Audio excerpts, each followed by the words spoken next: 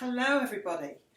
Today's worksheet is about archaeology because we've looked at the Bronze Age, we've looked at what Bronze Age settlements would be like and imagined what it would be like to live in one of those settlements.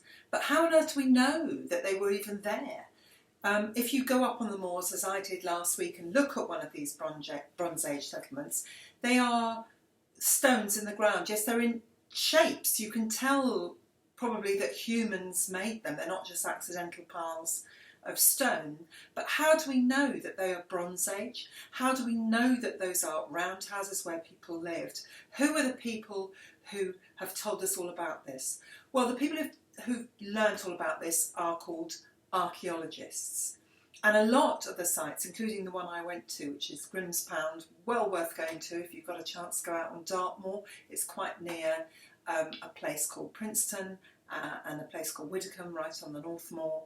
The people who first found that, they were Victorian actually, so about 150 years ago. People were very interested in finding the evidence of what people had done before. They were interested in history.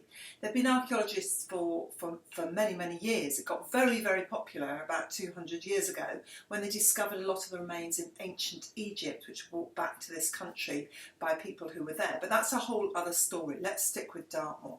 So what are archaeologists? What does the word mean? What do they do?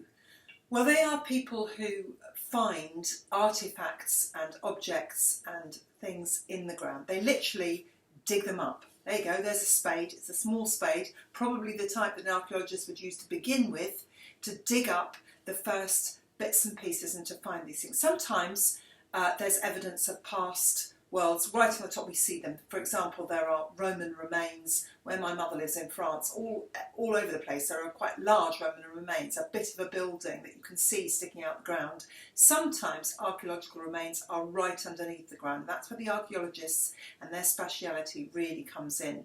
They dig up very carefully all these bits and pieces and start to piece together what happened hundreds or thousands or even millions of years ago. We have had lots of advances in technology, but still the first job that has to be done once they've found a site that might be good, and nowadays they use all kinds of things to do that, like drones, might be go over the ground, they can see different bumps in the ground, they can work out maybe where villages were. But the first thing that has to be done is to excavate the site, which means to get rid of the topsoil that's gone on there and find out what's underneath, what all the things that are underneath. So the first things those men and women would have done in the Victorian times to find the Bronze Age site was to dig very carefully over the ground, very gently, so that they don't move too much of the evidence around. It's very like being a detective. You mustn't get rid of too much of the evidence. This is another tool that archaeologists use a lot. It's a brush. It's just a brush. This is a pastry brush, but it's not that dissimilar from what they use. You gently brush what you found. It takes ages to get some of this stuff out. The bits that are probably most interesting to people like you and me about that are the artefacts, the things that they can lift up and look at. And that's what really starts to tell us about the lives of those people. There's the kind of thing that on the worksheet I talk about is when you find an object from 3,000 years ago, from the Bronze Age, what does it tell you about their lifestyle?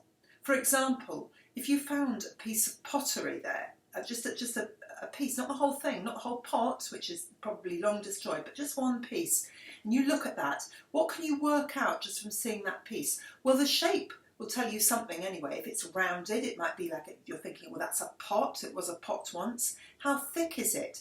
Where does the clay come from that it's made from? That's an interesting question. Is it local? Is it mud locally, or is that not suitable? Have they had to bring that product in? Have they bought it from somewhere else, made as a pot, or have they bought the clay from somewhere else and brought it in? If it's the sort of clay that's porous, that means water can go through it eventually, it'll soak through eventually. What's it being used for? Pieces of pot that they found, they're pretty sure they were used for cooking. And that tells us something just in itself, is that they're using that kind of equipment. This is quite sophisticated cooking. They're not just shoving stuff in the fire anymore. They're boiling water, they're cooking stews, they're doing that kind of thing, and they've got the implements to do that. Because we found that little piece of pottery, we can already tell quite a lot about their daily lives and what they did in them. So what I want you to do is, I've given you a list of all sorts of objects, and I want you to try and kind of guess from those objects, work out as a detective, what more information can we get from those tiny little objects that they found, little bits and pieces of their life. How can we piece together a bigger picture of how they lived? Okay, so that's today's worksheet.